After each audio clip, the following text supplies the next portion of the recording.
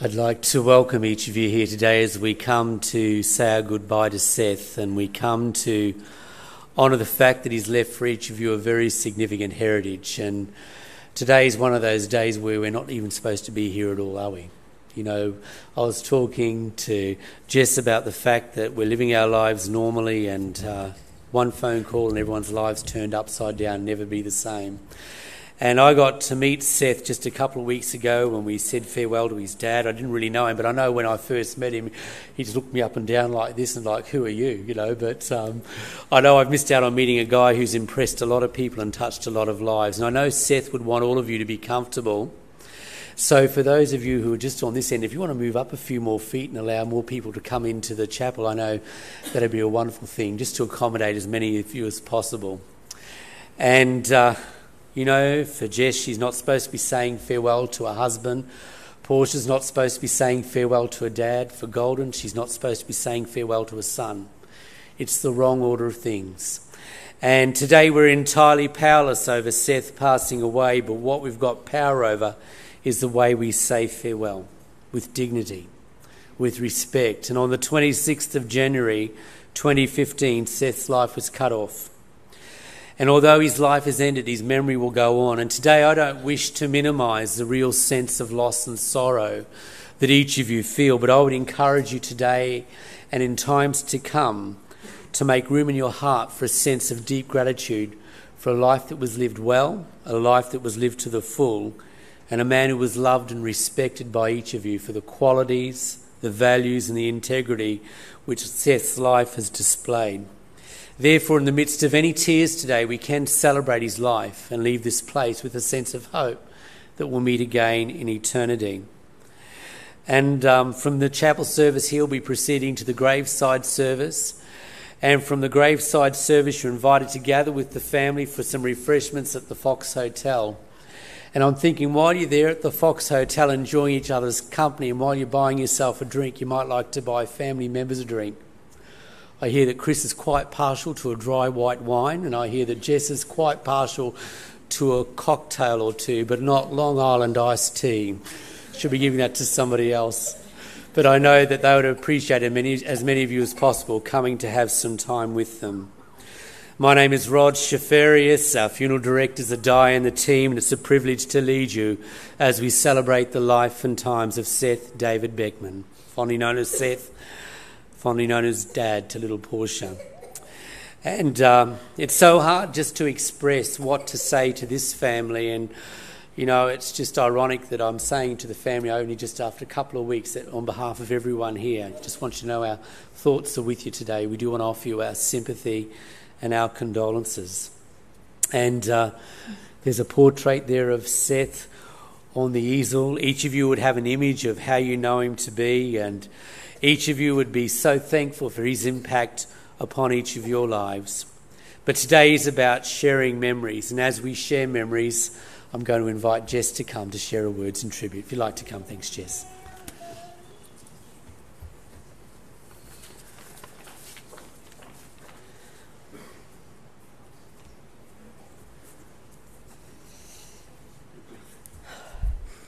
All right, I'm just going to start.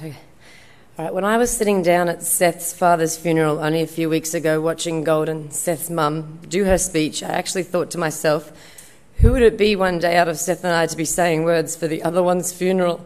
And here I am, it's me. If this was Seth coming up here to speak to you, no matter how sad... Oh, God. Take your time, it's okay. Take your time. Okay. Big breath. If this was Seth coming up here to speak to you, no matter how sad or happy the occasion was, he would start off with something that would have made you all laugh. So I'm going to try my best to start off just a little bit funny. I'm going to take you back to when it all started in 2008. I went to my friend Kathy's birthday party where I met one of Seth's brothers, Sonny, and I met one of his best friends, Sean. Unbeknown to the other that day, they had both rung Seth that night, telling him just how amazing I was, because I'm so amazing, and that he had to meet me. And while Sean was telling me about Seth, Seth was actually on the TV in his hog's breath, pig outfit performing at a Broncos game.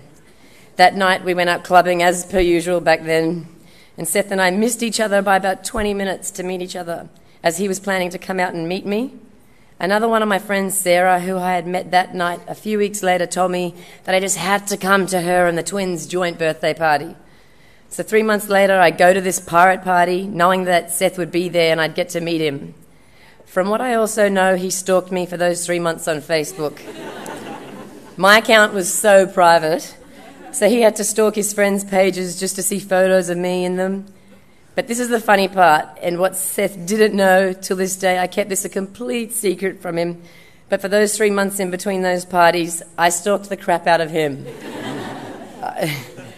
His account was open, and I could see all his photos and what he got up to. And so needless to say that I was pretty excited to meet him at that next party. I had no idea where he was too, because it was a fancy dress party, and he dressed up as Captain Hook from head to toe.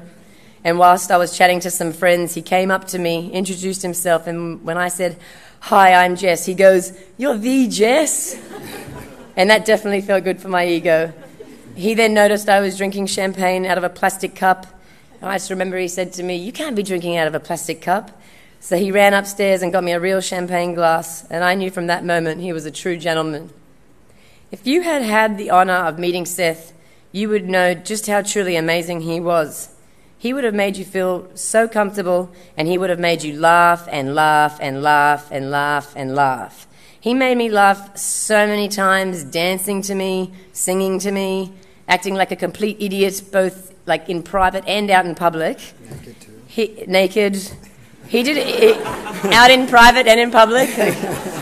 And he didn't care what anyone thought. He would have helped you out whenever you needed it. He was so loyal, loving, kind, non-judgmental, and would always look for the good in people, even when they didn't deserve it. And I would bitch about people and blah, blah, blah, and he'd be like, "Just leave it, it's fine," you know. He was always so calm, and he could build anything with his hands and was so strong, both physically and mentally.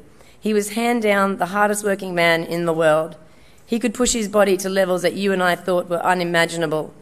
He actually was invincible.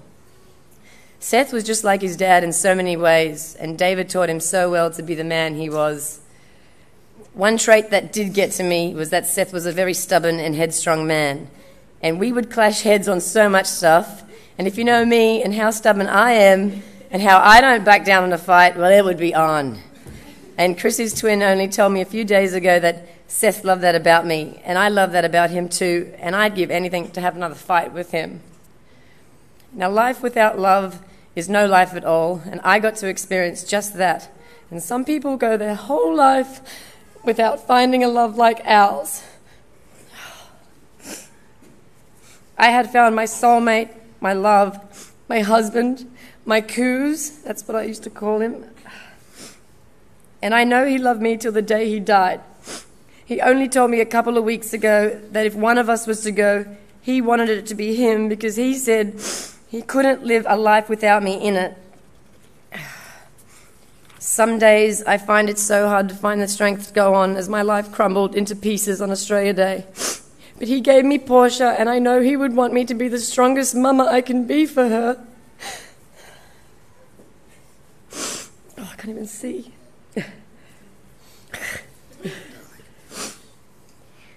Seth loved Portia more than life itself. I know so many of you are great fathers out there, but Seth was absolute the best. He would have done anything for her. He busted his ass day in and day out renovating our new home whilst I was pregnant and whilst he was working full-time. He would go out to that house before work in the early hours of the morning on some of his lunch breaks, and then back out there after work till around 11 p.m. most nights and every weekend. All he wanted was for our house to be livable by the time Portia was born, and he achieved that. She rocked his world, and the way she would look at him when he walked into a room is priceless. I just feel for her so much, as she will miss out on getting to know him in the physical presence. And like my friend Shannon said, you were too cool for school. Seth Beckman gave me the world. He proposed to me in front of 37,000 people at Suncorp Stadium at a Broncos game. He married me in Queensland's grandest church in the city. He sang to me during his speech at our wedding. He surprised and bought me not just one, but two of my dream cars. He built with his own hands our dream home. He created the most perfect little angel, Portia, with me. Seth Beckman, you gave me everything I ever wanted. You lived to make me so happy. I just wish we got to grow old together. I wish we got to experience more of the world together. I wish we got to have more babies. And I wish I got to live the rest of our dreams together. You were taken far too young. Oh. I will never forget you. I know you're an identical twin, but to me you were one of a kind. And I'm so blessed to have shared a special part of your life with you, to have given you a child, because you always wanted children, and to have made you happy. Before I finish, I wanted to share something I found in Seth's little black book. He'd written down 10 things he was grateful for, and the only reason why he had written these down was because I made him do it. Because it was something I believed in with that whole secret book and the power of positivity, and you got to think positive and be grateful to bring more back into your life. I think he thought I was a moron, I don't even know. But he had one or two more lists, but I couldn't find them. But the one I did find was these are the 10 things that he was grateful for. The sun, the wind, birds, music, not being hungover, when I'm not sick, job opportunities, he's such a hard worker, swimming, spearfishing, and his last one was alive. Seth loved being alive, and he lived life to the fullest. I love you, my love. Rest easy, my coos. My coos team forever. That's it. Well done. Thank you. And Emmanuel's going to come to share his words.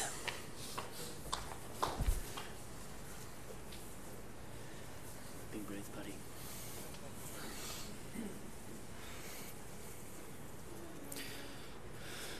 Didn't think I'd be back up here so soon. Thank you all for being here, for my brother Seth. Today I'm not going to talk about what a life of the party he was, nor his zest for life, as others will cover in full detail today. I'm instead going to talk about adversity, courage, love, and strength of will. All of these things had a huge impact on Seth and how he lived his life, and even how he chose his life partner, Jess.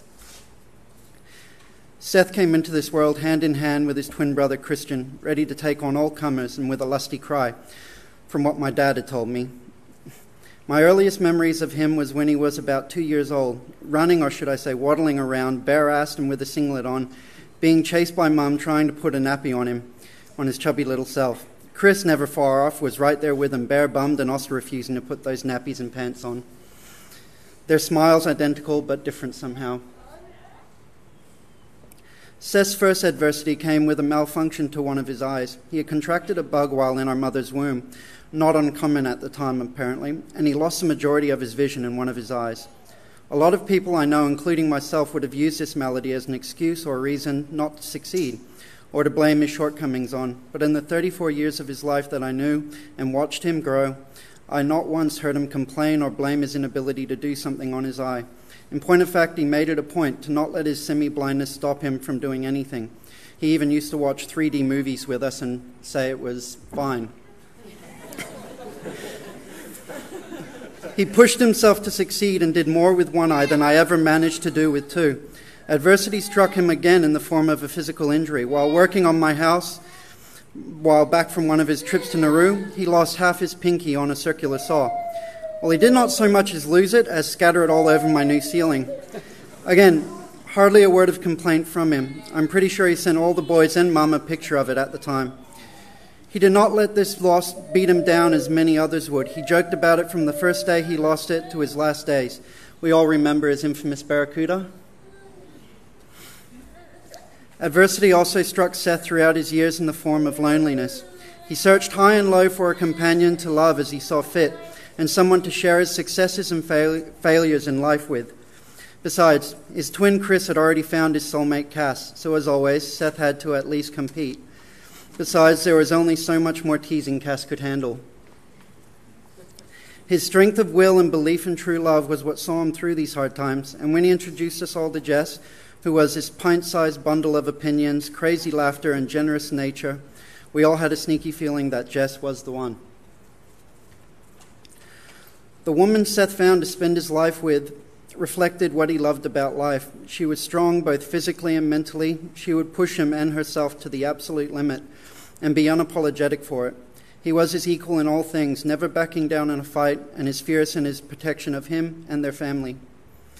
Seth was not always the hard worker that he became. Often growing up, we would spend more time fighting about who was supposed to sweep or wash the dishes than what would have taken to actually do the jobs. Seth in his life forged himself into an absolute workhouse machine, and I remember once asking him how he did it. He looked at me with a smile and said, "I just do what needs to be done, and when it's done, I can sleep." He prided himself so much on his work ethic that sleep would not come to him unless he was satisfied with the result. Seth was the sort of person who gave lazy gits like me nightmares. I remember going over to visit him during the renovations on his house to help with Portia, and seeing how exhausted he looked and saying to him, "Just take a day off, Seth." He would look at me like I had leprosy and then shake his head and laugh at me like I had said something hilarious, then continue doing what it was he was doing. His strength of will to continue when anyone else would have fallen to their knees in a blubbering mess is what separated him from the normal man. He left far too soon and had so much left to give the world, but he does have a legacy in his amazing wife, Jess Beckman, and his adorable, gorgeous daughter, Portia.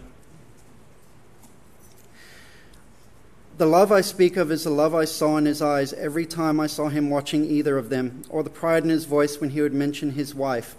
Like my father before him, he was not too keen on voicing his feelings to anyone.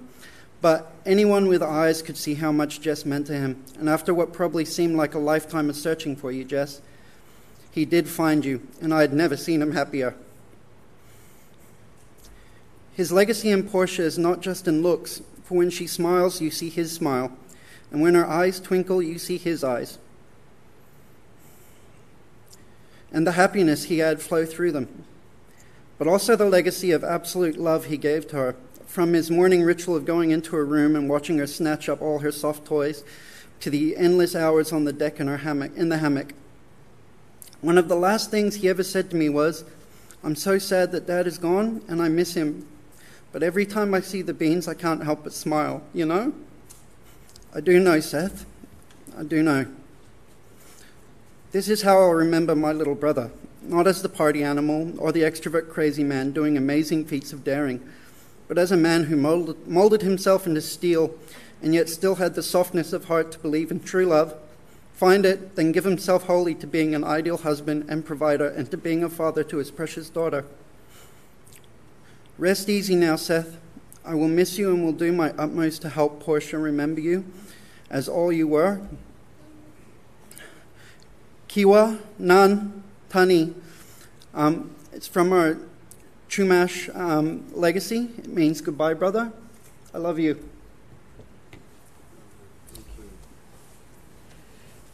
And Seth's mum, Golden's going to come to share her tribute.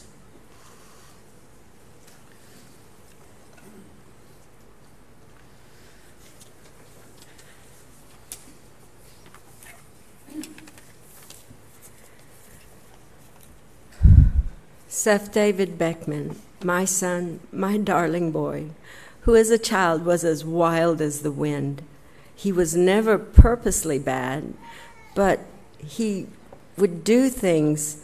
He wouldn't do anything that he knew was wrong, but whose creative side never failed to get him into deep water. For example, who would ever think to warn a child, "Please don't pound nails in the air conditioner hose as it will ruin it"? He just thought it would make it cooler. Once, walking ahead of me, he was getting dangerously near the edge of the street. I said, "Seth, you could get killed if you get hit by a car." He replied, "That's okay. That means I'll get to heaven first." There it is. He walked his own way, with his own rules, living fully, dying fully, doing what he wanted to do. Seth was a champion of the underdog. He hated others' suffering. And to take the words from one of our favorite songs, he dreamed the impossible dream. He fought the unbeatable foe. He bore with unbearable sorrow. He ran where the brave dared not go. He was always reaching for that unreachable star. He stood up in class to his teachers, and I heard a lot about that. If he felt they were not being nice or unfair to his peers in class, often bringing their wrath down on him rather than letting it pass. He was someone who, even as a child, had a deep sense of what was right and what was wrong. For all his toughness and sometimes downright meanness to his brothers, he wanted to toughen up his brothers, but I really think holding your brother on an anthill is really crossing the line. He had a tender heart.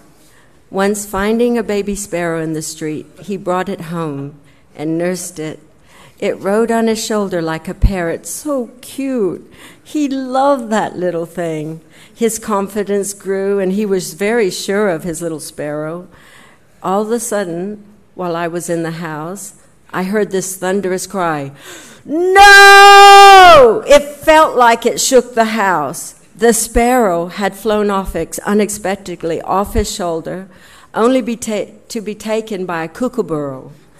As we all raced to try to save the poor thing, I tried singing, "His eye is on the sparrow," only to see the stupid bird banging the head of the sparrow on a limb. Yeah, he knew disappointment, but he was very resilient and would keep going even if his heart was breaking. As a teenager, he found that he loved his friends and would do absolutely anything for them. As a mother, we came at odds quite often because I thought he should always keep family first. It was very hard to let go of my boy and watch him move into manhood, but move he did with breathtaking audacity. He completed his education in 3 different high schools, creating a network of friends that he never forgot. He loved deeply and freely, and his keen sense of caring and fun ran his friends ragged. Seth, like his dad, had a work ethic that was beyond most mortal men, willing to do what was needed to be done, willing to accept help, but never asking for anything that he wasn't willing to do himself. I felt so much pride that he was able to achieve his builder's license. I was so proud of him that he built a house that was beautiful and useful. We celebrated Christmas there, and for so many people, 9 children, their spouses, 7 grandbabies, and friends, we fit in comfortably, enjoying the spacious beauty that he and Jess had designed. My husband enjoyed himself so much and was so grateful to Seth. He said it was the first Christmas he could completely enjoy without worrying about cleaning up afterwards. Thanks, Seth, for that. It meant so much to your dad. Which brings me to a point. Seth was able to enjoy the simple things. He treasured absolutely every day and made it count for something. My last embrace to my son filled my heart. He had so much love, and I felt his love deeply. Even though his own heart was breaking over his dad, he could still comfort me. For that, I'm so grateful. We didn't miss a moment, even though we did not know it was our last goodbye. Am I angry? Yes. Is life unfair? It sure feels like it. Is God a monster? It sure can feel that way. And yet, I can't help but be grateful to God and be grateful for the 34 years of a son that I could love and feel so proud of. And that is where I find God's love and gratitude that I was mother to such a son. Rest easy, Seth. Rest with your dad now. Love you. And as you know, Seth was one of a large number of siblings, and his sister Gloria is going to come to share her words.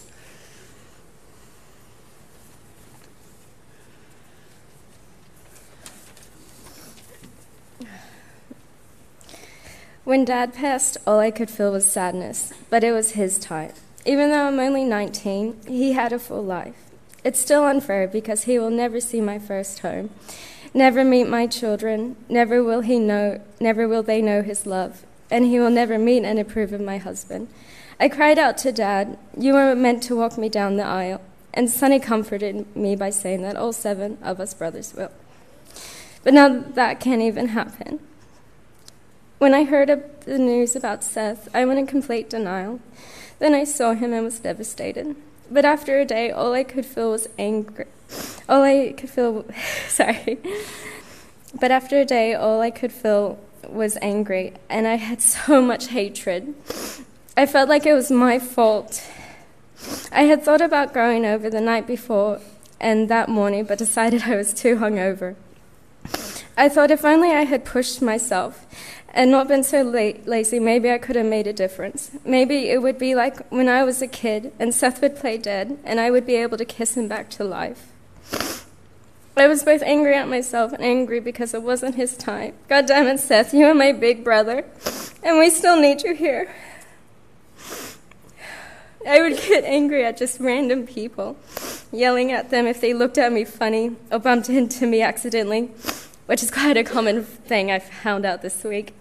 Seth had so much more to live for. He was such a great man. More people needed to know about him. And doesn't everyone know how horrible this is? Why is the sun still going down and coming back up? This time should stop because his time has stopped. Why is everyone still going on with life like it's okay? On my way to work, I go through a church as a shortcut, as many other people do.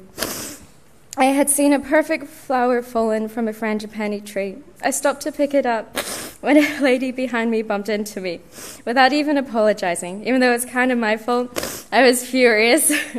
I took off my shoe and was about to throw it at her when like something out of a movie happened. I had a flashback to when I was a little girl and I would watch Seth sleep. Sometimes, very rarely, he would get the smile on his face. It was like any other smile. It was the type of smile of pure joy and happiness, and so that I could die right now and be okay. I overheard him talking to Mom or someone about his dream. He said he was dreaming about an angel. I never saw that smile again, until Jess came walking down the aisle at their wedding, and I looked over to Seth, and there it was. I could no longer be angry when I remembered this, because he found her. He found his angel. He found Jess. Jess had brought his dreams to reality, and I can be happy knowing that even though it's still unfair he's gone, Seth had something that I hope to find one day, and that many go their lives without knowing. He had true love. So if I could take this time to thank you, Jess. Because of you, my brother died a happy man. Because he found his angel on earth. And together you guys created a little angel of your own. Thank you. And his sister Angelique's going to share her words.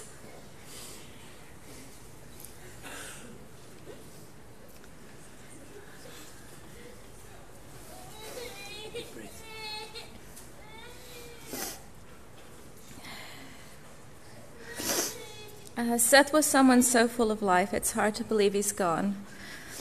I think everyone knew Seth in slightly different ways and saw different aspects of him and his larger-than-life personalities. To me, he was my little brother. I had the joy and sometimes terror of seeing him grow from a baby to a playful, adventurous boy, then to a sweet teen, working hard to develop abs, to a hard-working man and a... Sorry. To a hard-working man and a wonderful husband and father. One of his distinguishing characteristics was his hard-working determination, and one of my earliest memories was as a 5-year-old trying to teach him to crawl. I was bribing him with colored pieces of cellophane because it was the 80s and we didn't know better. I would watch him rock back and forth with this intense look on his face until finally he mastered it. Chris, who had been watching him with interest, chased after him within seconds, not even trying. He used the same hard-working determination to master just about anything, from climbing everything in sight, including the roof of whatever house we happened to be living in, to forging his own career path and hunting down, almost literally, and marrying the girl of his dreams and fathering his beautiful little girl. There are so many aspects of him that I loved. I loved his big, goofy grin, often bordering on a smirk because he just pulled a prank on you or gotten away with something you shouldn't have. I even loved the way he loved fighting. It was entertaining to watch him pick a fight with some unsuspecting person, often Mom, deliberately choosing a side opposite to what he knew they were passionate about and egging them on until they realized they were being had from the satisfied smile on his face. He could make you laugh even when you wanted to hit him over the head. It was so frustrating, and I'll miss that so much. He had such a generous heart, and once you were in, you were in. He would always be there for you. Even when he was a child, he'd take the blame for things his friends had done. I think he thought he was tougher than everyone, so could take punishment better. And that made me want to hit him over the head, too. I loved the way he was always there with a ready hug whenever you needed it. I loved how honest he was, even about his flaws. They became something he laughed and joked about, and inviting you to laugh, too. Seth, I can't imagine saying rest in peace to you, as I can't imagine you just resting. You were always doing, and when you weren't doing something, you were busy planning what to do. I hope you're having an adventure. I hope you're somewhere trying to fast-talk Dad into doing something crazy. Seth left us too soon. The time that he spent with us was not wasted. He lived his life to its fullest, inviting you to join in it with him, and the people who knew him were better for it, including me. Seth, I love you and will miss you always. And cousins Gabe, Bowie and Levi are going to come to share their words.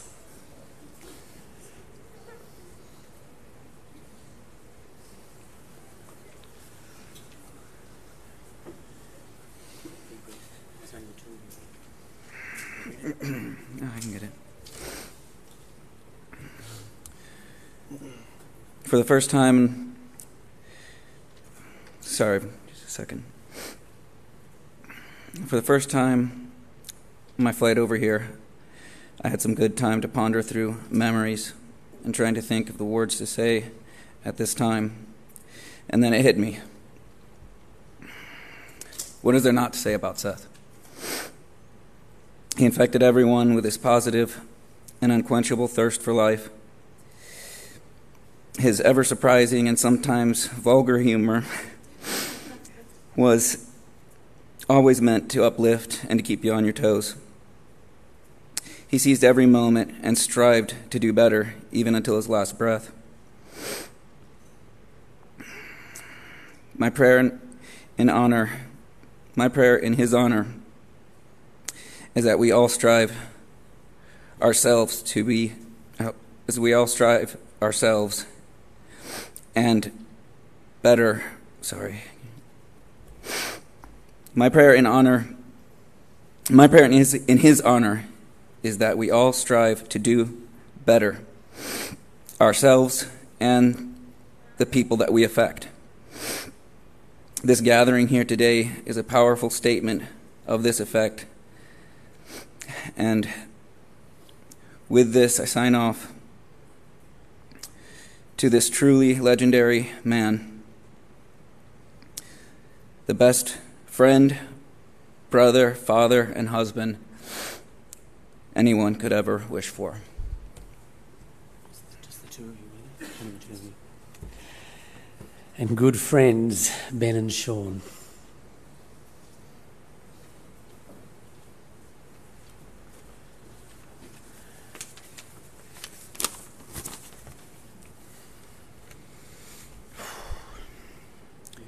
The world needs more men like Seth Beckman. He was, without a doubt, the life of the party, the centre of attention, yet he always had the way of making everyone feel welcomed and included. We would like to share some of the good times with you and share some insight into why Seth was so loved by all of his friends. Let us take you back to 1995. Tupac was still alive, Notorious Big was still big, and there were 7 white boys rapping in the back of Golden's minivan. Seth, Chris, myself, Sean, Peter, Mick and Zeb, we were quite the rowdy gang of heartbreakers. or so we would like to have thought. Our love of R&B and hip-hop music was one of many things that bonded us together, but it was Seth who took it to a whole new level and could rap along with word for word with Snoop Dogg and Puff Daddy. Our earliest business venture was selling compilation mix CDs that were created with our brand new CD burner that we pooled our money together to purchase. Seth, even when wearing his super daggy socks and sandals combo, was still the best salesman in Rochdale schoolyard and ensured that there were many satisfied customers. Our first impression of Seth was that he was the straight-up, awesome guy with absolutely no fear. The way that he and Chris would chase each other up to the top of the pine tree like a pair of chimpanzees never ceased to amaze us. Seth introduced us to such activities as shooting air rifles, tampering with electric fences, and hooning around in a beaten-up old Corolla with no doors. All of which confirmed to us that this is a fun dude to be around and we were going to be friends for life. It wasn't long before we turned 18 and he had his first real drink, OP rum. Let's just say it wasn't pretty and we were quite sure he'd vomited up a kidney. Schoolies was highlighted by Seth and Chris drawing crowds of people who wanted to see their gymnastic skills. There was always a common theme: when in doubt, do a backflip. If there was a bridge over water, it would be jumped off in the most creative manner.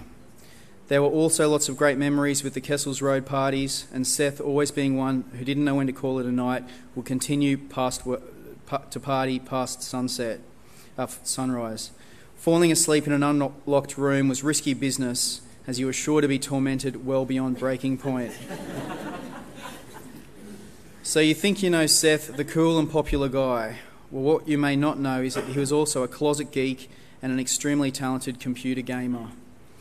Even with a dodgy eye, his position as sniper in our Counter-Strike team was integral in us winning first place in Queensland Final in 2000.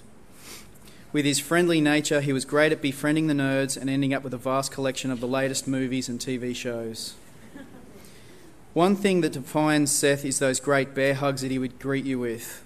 Whatever the place, whatever the occasion, the old handshake would never suffice. I think it's safe to say we all experienced how genuine and sincere Seth was. He would really take the time to listen to you, whether you're an old or new friend, and offer well-balanced advice when asked. He was always inviting new friends to parties and to make sure everyone felt welcome and included.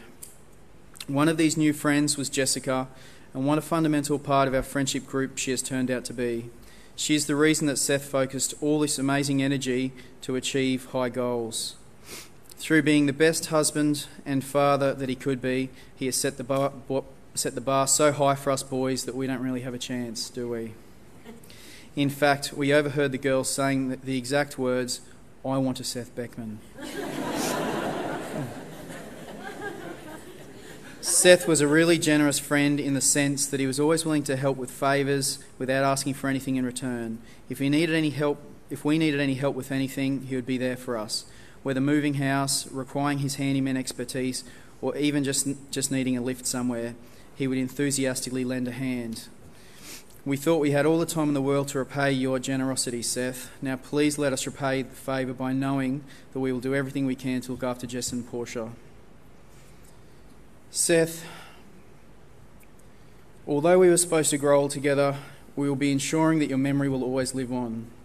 We had such a strong bond and mutual understanding that we never needed to reassure each other of our rock-solid friendship. We always just knew we would be there for each other. We were and always will be the best of friends for life. Rest easy, brother. We just wanted to let you know that we have your family covered. Look out for us, and we'll see you on the other side. Love you, mate. And workmates Jim and Carmel are going to come to share their words.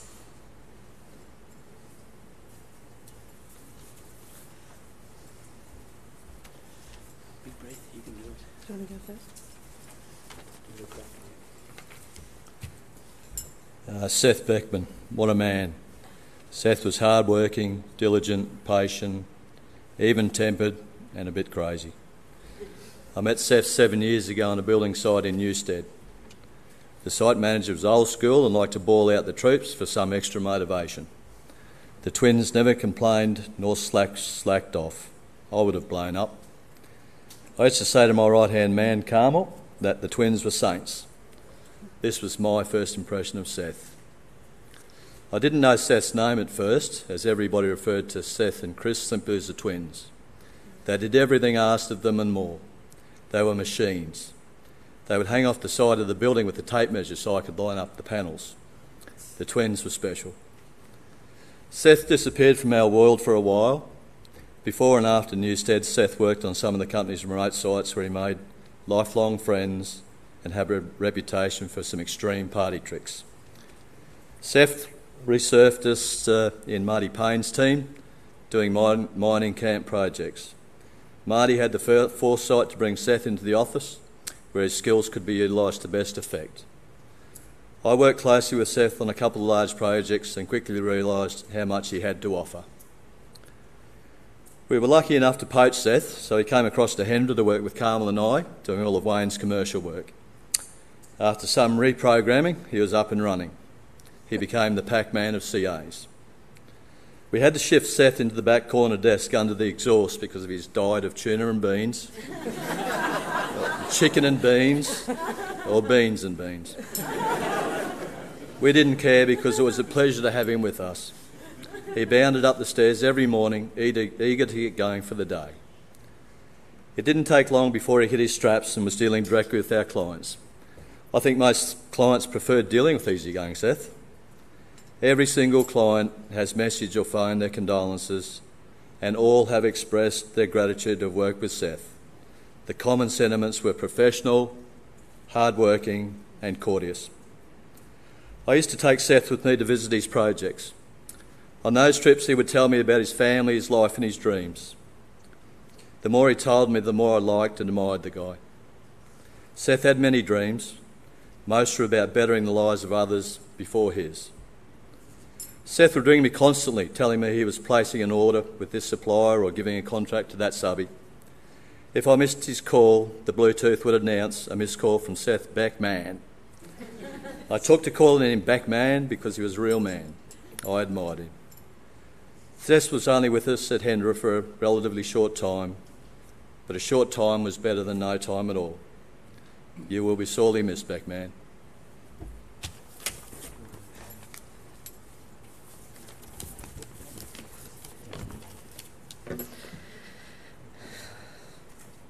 It's hard to put into words the sort of person Seth was and do him justice. Special, unique, thoughtful, hard-working, kind are all words that come to mind, but none seem adequate. Seth was Seth. He used to spell his name more often than anyone I'd ever met, and it was so simple. S-E-T-H. We used to laugh. A true, pure spirit, full of life and laughter, he radiated love and kindness. It just seemed to ooze from him.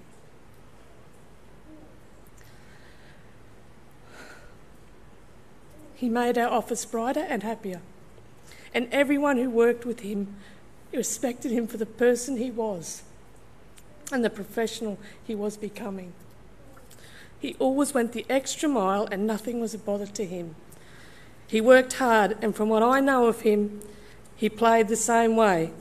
As Phil Gould, sorry for all this, used to say, he left nothing on the field. He spoke regularly of his wife Jess, his little Portia Beans, Minnie Moo, and his family. He often talked about wanting to look after them all, make their lives easier and build his mum, dad and Justin a home. He was selfless. No big ego walking around our office. He would have got knocked down anyway, I think. It was Seth. We used to joke about making a labour hire company for site labour because between us we seemed to have it all covered, him with his 6 brothers and me with my 5 sons. Or a precast company when we couldn't get enough pricing for a job. He dreamed of the day him and his brother Chris could do their own developments. He spoke of his childhood and things that were important to him. I never knew Bambi was a violent movie, but he said he wasn't allowed to watch the violent bits. I don't know. It turns out we shared a favourite poem which was dear to him, And I think more than anything else, it speaks to the man that he was. I'd like to share just a couple of verses. If, by Rudyard Kipling. If you can keep your head when all about you are losing theirs and blaming it on you. If you can trust yourself when all men doubt you, but make allowance for their doubting too. If you can wait and not be tired of waiting, or be lied about, don't deal in lies. Or being hated, don't give way to hating. And yet don't look too good or be too wise. If you can talk with crowds and keep your virtue, or walk with kings nor lose the common touch, if neither foes nor loving friends can hurt you, if all men count with you but none too much, if you can fill the unforgiving minute with 60 seconds worth of distance run, you are the earth and everything that's in it, and which is more, you're a man, my son. That's how I remember Seth. Let us remember him.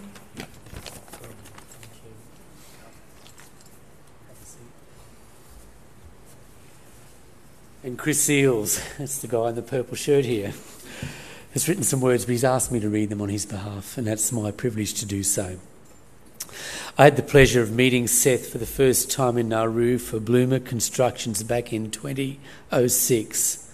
From the first handshake, I knew Seth was a good person. His infectious smile and personality were a standout feature of his. During the next 8 years of knowing Seth, both through work and social events, I began to admire him more and hence became quite close friends. I would always look out for him just like a big brother would.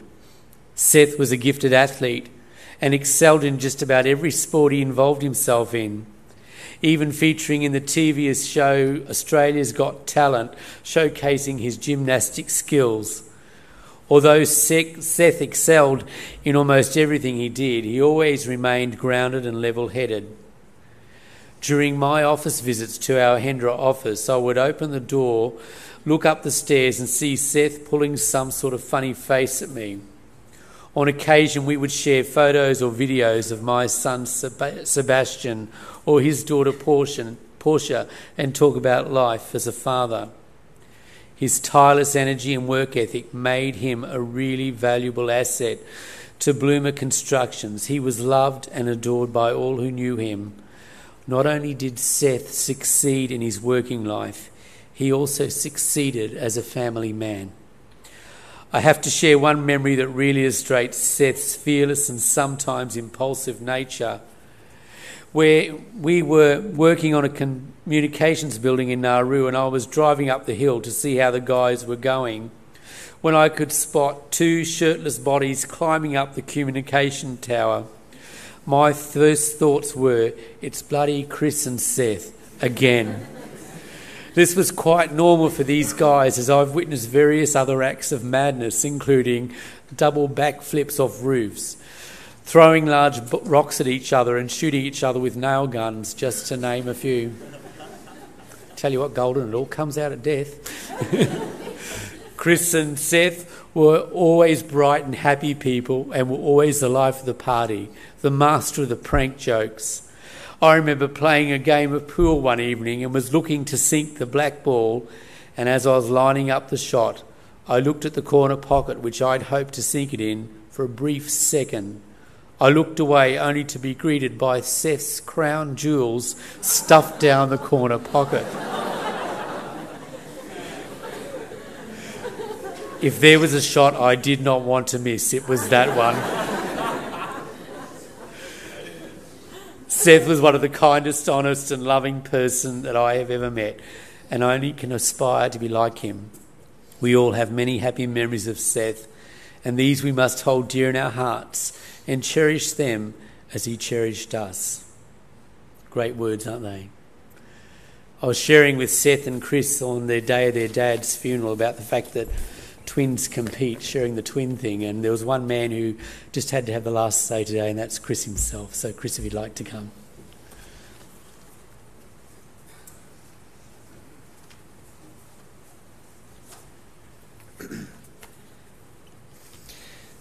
I want to start off by thanking everybody for all the kind words and generosity this past week. It's been truly overwhelming.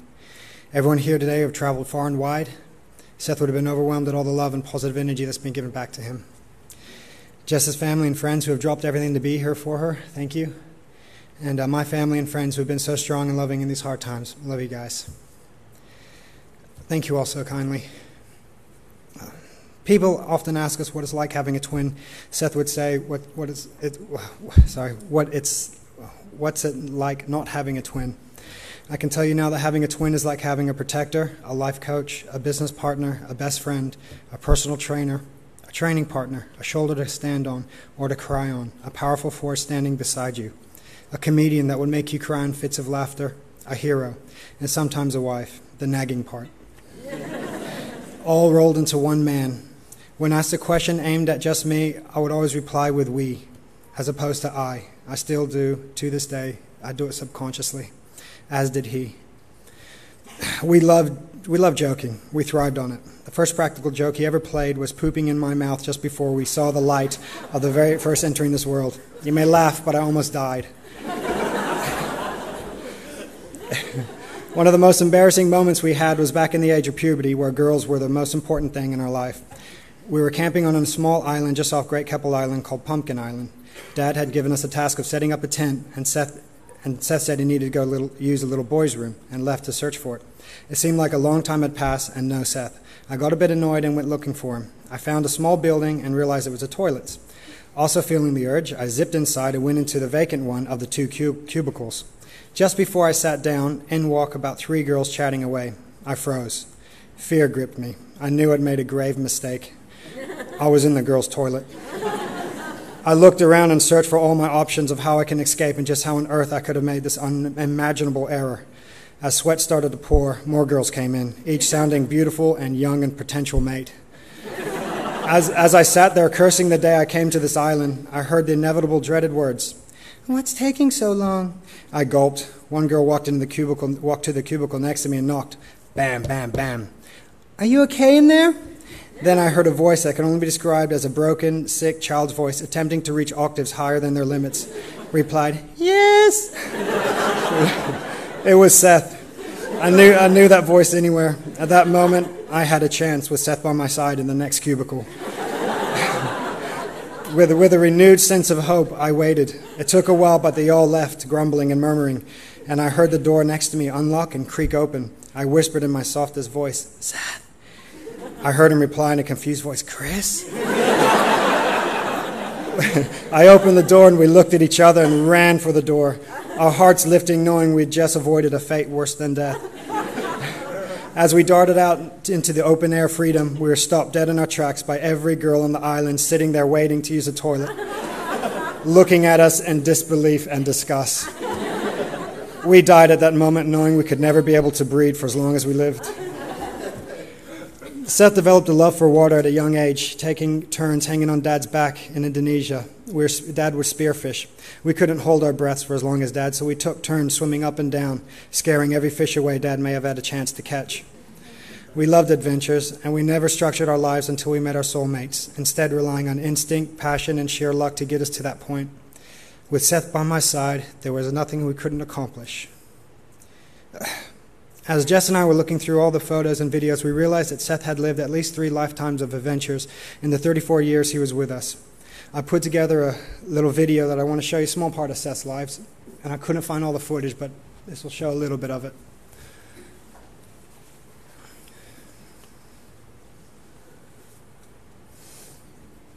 When your legs don't work like they used to before, and I can't speak. Can we turn it up a bit? Will your mouth still remember the taste of my love? Will your eyes still smile from your cheek? Darling, I will be loving you Jess would record him and he till didn't know. 70. And baby, my heart could still fall as hard at 23. This is in Japan. And I'm thinking about how people fall in love in mysterious ways. Maybe just the touch of a hand. Well, me, I fall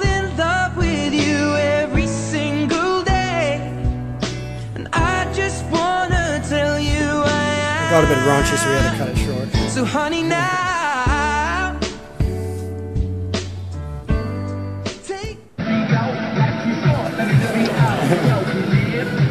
This is Seth being Seth.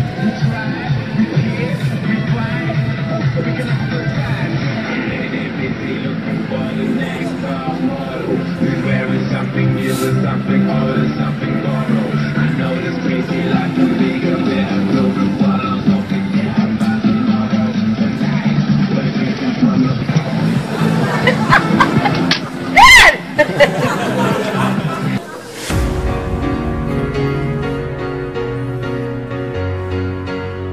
Shows we did in Japan.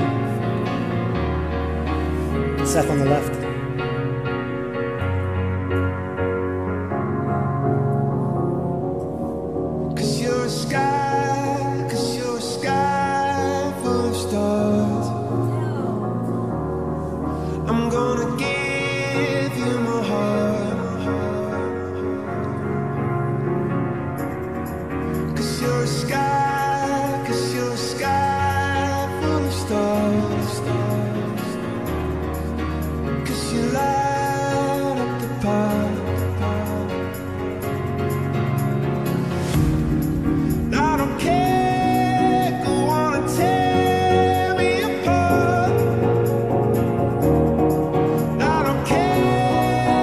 How's Australia's Got Talent? We ran out of talent.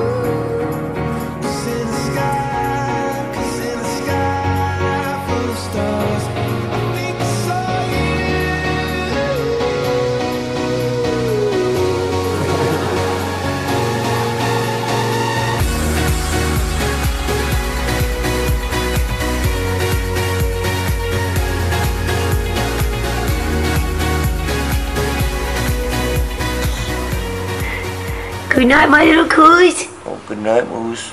Do you love me? More than you could ever know. Super heaps. More than that. I love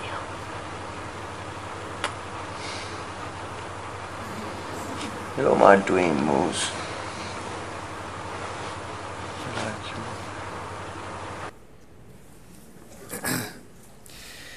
I would like you all to take home a few things today that we used to talk about, things that came naturally to Seth. The first one is love. Give it freely and always tell the people you love and accompany it with a hug. A favorite song said, "We need to feel breathless with love and not collapse under its weight." The second one is friendship. Nor time or distance would change that fact that we're all friends now and forever. It picks up just where it left off. Seth's work colleague Carmel said to me, her grandma told her this, that we all die twice, once when you stop breathing and once when someone says your name for the last time. Seth, you won't die for at least another 100 years, I promise you this. I'm sorry I didn't get you in time, and I'm sorry I couldn't bring you back. There's a huge hole in my heart that can never be the same, but I'm going to put Moose and Beans there. I'll look after them. I miss you so much, brother, and I'll never forget you.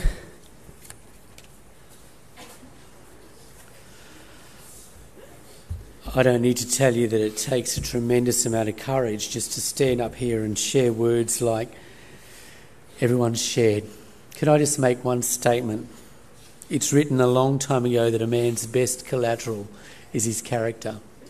And I think those words really just say that about Seth, the way he's touched your life.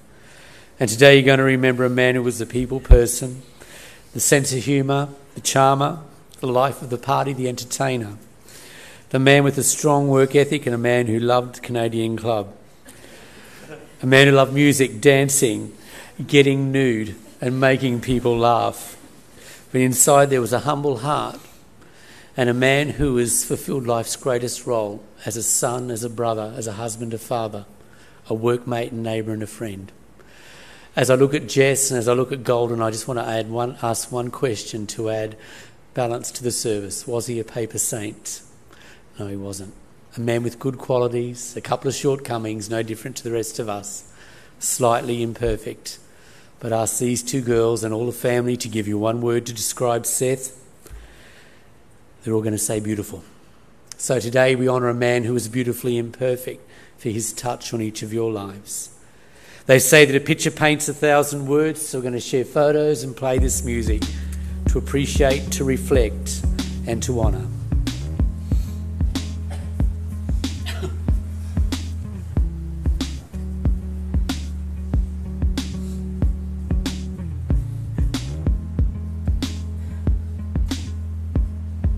Call it magic,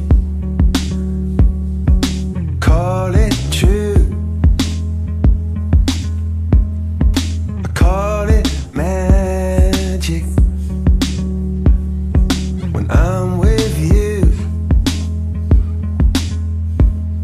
And I just got broken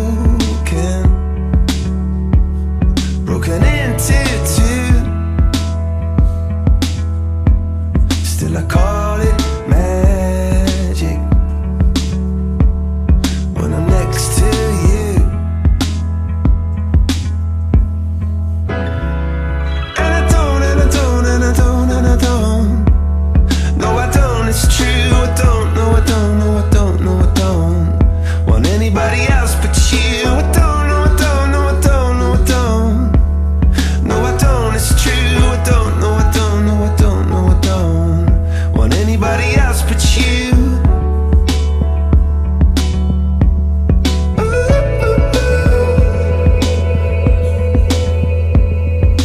Call it magic,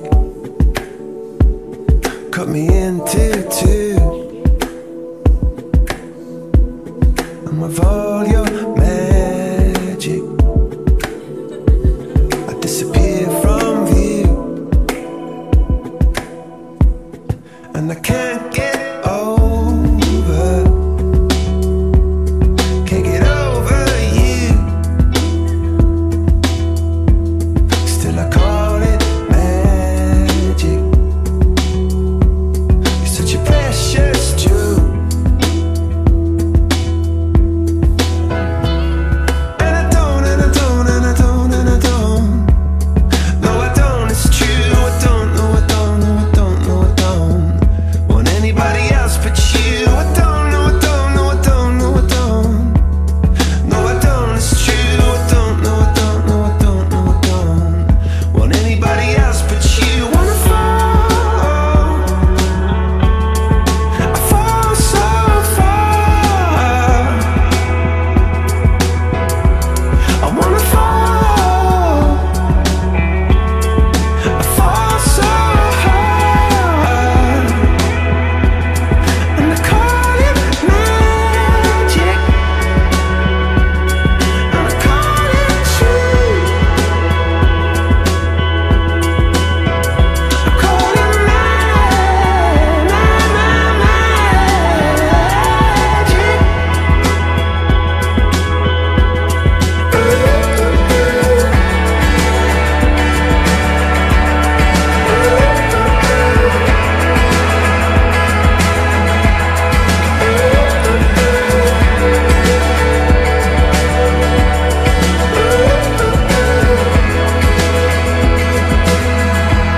And if you were to ask me, after all that we've been through, still believe in magic? Well, yes, I do. Of course I do.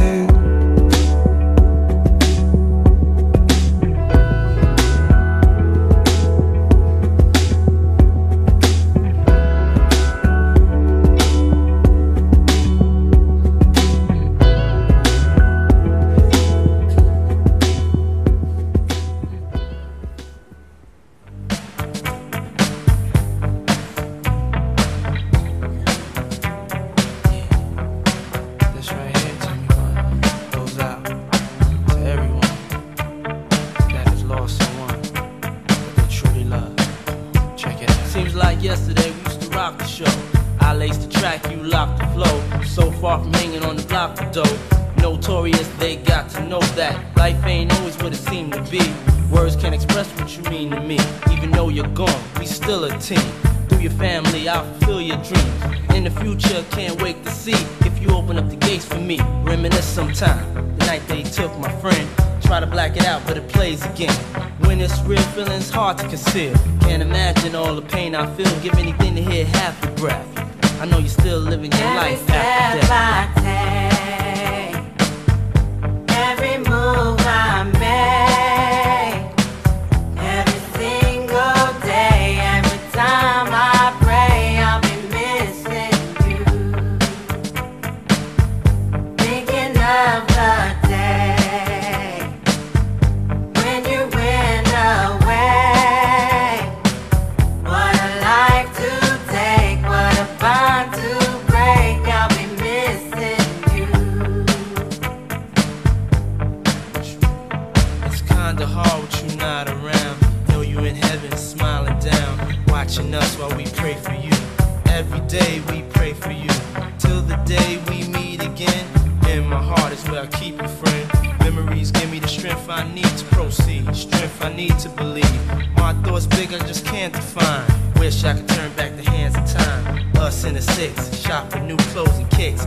You and me taking flicks, making hits, stages they receive you on. Still can't believe you're gone. Give anything to hear half your breath. I know you're still living your life after death. I take, every move I make, every single day, every time I pray, I'll be missing you. Thinking of the day when you went away. What a life to take, what a bond to break. I'll be missing you. Somebody tell me why. One bad morning when this life is over, I know I'll see your face.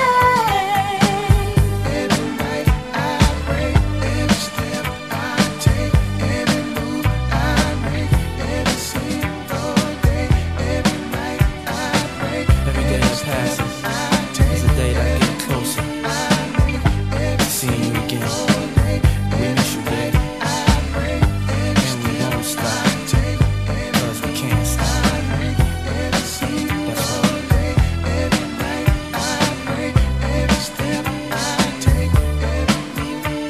We miss you, baby. Every step I take, every move I make,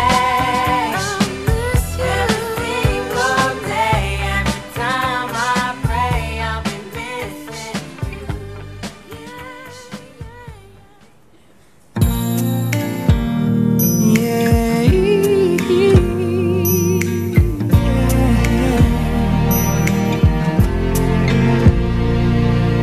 Can this be true? Tell me, can this be real? How can I put into words what I feel? My life was complete. I thought I was whole.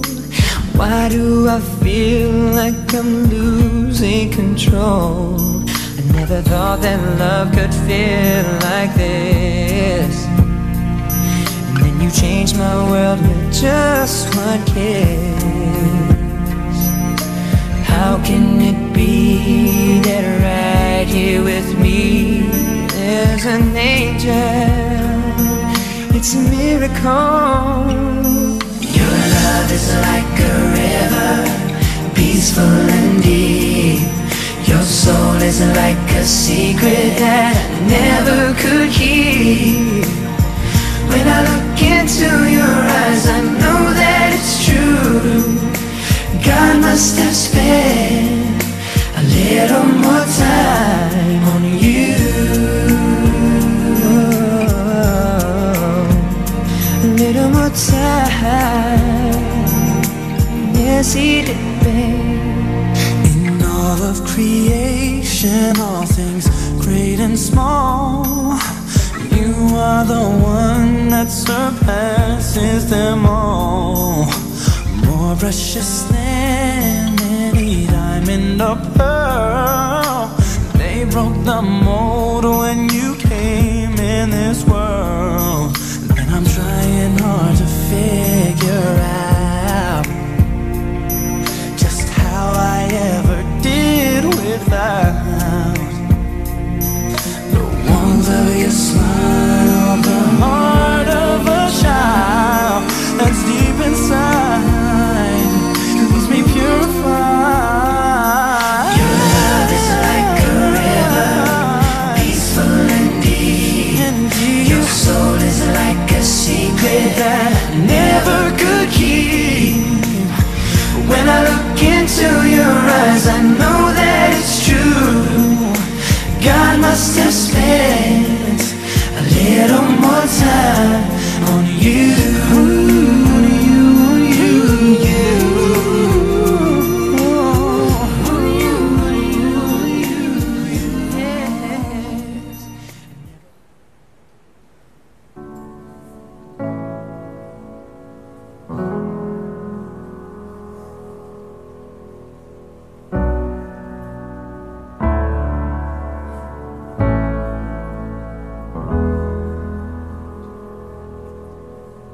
Out in the garden where we planted the seeds, there is a tree as old as me.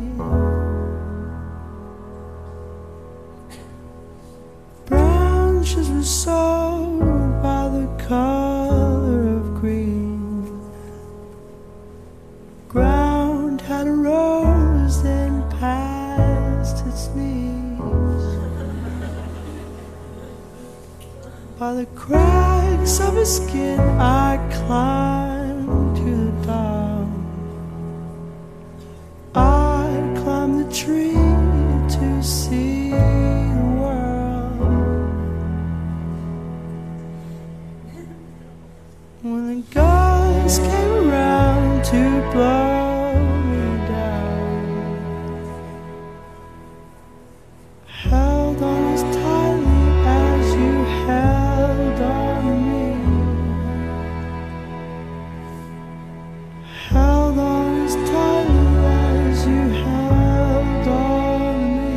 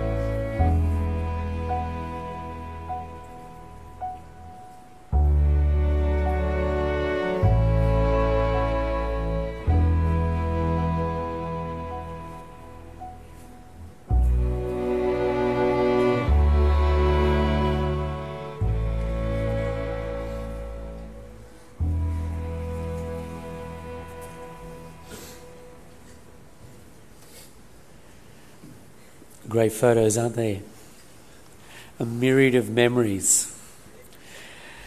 We are starting to approach that time. We're preparing for Seth's final journey, and as we do so, I know Jess would have me thank White Lady Funerals for the care all the family have been given to in the last few days. But I just want to encourage you with one thought before we go.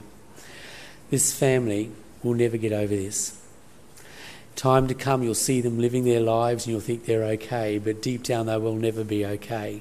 There will always be a Seth-shaped hole in their hearts. So take the time to talk to them about Seth. Don't be ever afraid of wanting to upset them, because they're going to need you to keep his memory alive. You know, that whole journey called grief is made so much harder when we have to walk it by ourselves. And, you know, we just need to be able to keep the memory of our loved ones well and truly within our hearts and be free to talk about them.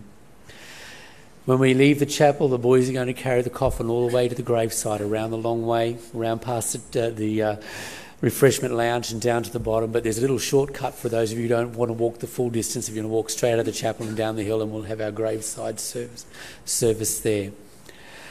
But you know, there's lots of things about Seth that we've talked about what he's done.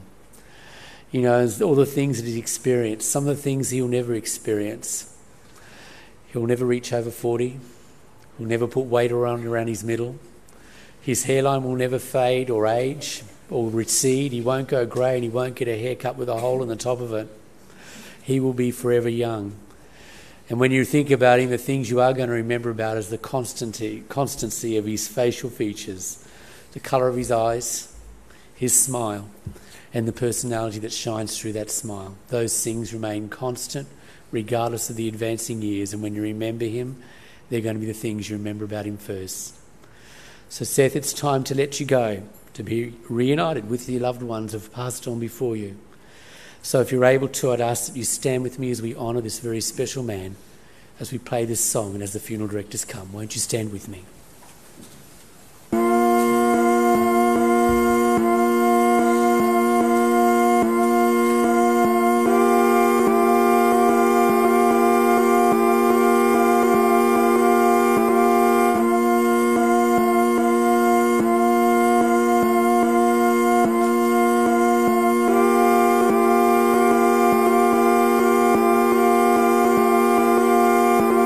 Ever since I heard the howling wind,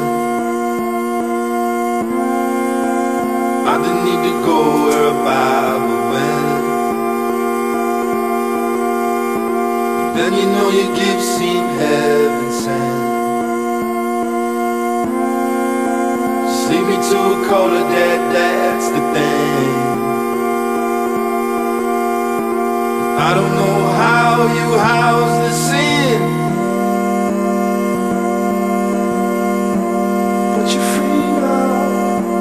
I was never sure how much of you I could let in. Am I free now? Won't you settle down, baby? Your love has been the Heavenly Father. It's definitely lava. Why you don't carry other names?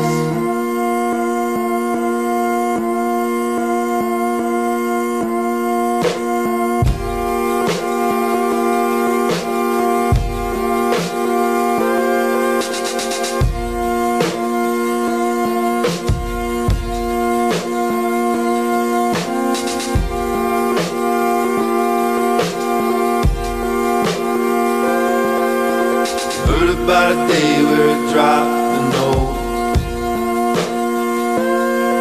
Come to go another day as we learn to close. 'Cause I'm a known coward in a coward win. But you're free now. Turn around now when you count to 10.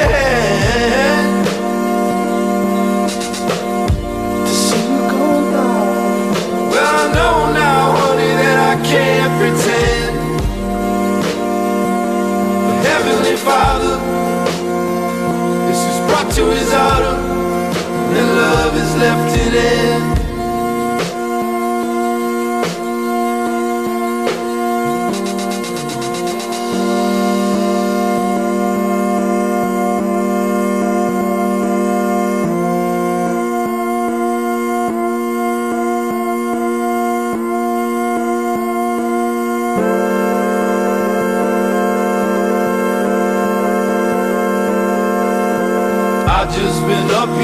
goddamn years.